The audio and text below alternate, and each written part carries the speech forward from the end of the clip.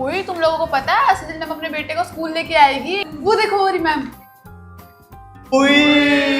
Ma'am इसको कैसे ले आए आज? हाँ, जिसकी दादी की तबीयत खराब थी ना, तो मैंने कहा चलो स्कूल ले जाती हूँ। हेलो बोलो बेटा सारे बच्चों। सेजल मैडम के बेटे को रसना पिलाते हैं। ये ले पीले। पी आकर आकर। पागल हो, वो छोटा है अभी, क्या पिला रहे हो? चल भागो। रसना ही है मैम। पागल बदतमीज बच्चे। ओए चल सेजल मैम के बेटे को खिला के आते हैं। चल। मैम हम इसके साथ खेल ले। हाँ हाँ बेटा लो। आराम से आराम से। ये लड़कियों से थोड़ी दूर भागता है। अच्छे से खिलाए इसको, तभी सेजल मैम इम्प्रेस होके हमारे नंबर बढ़ाएगी। हाँ ये देखो ये। बेटा फ्री कौन है?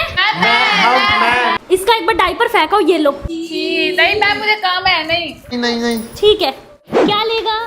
तो दोस्तों टीचर भी तो माँ होती है ना, स्कूल के बच्चों के साथ साथ अपने बच्चों का भी ध्यान रखना जानती हैं वो।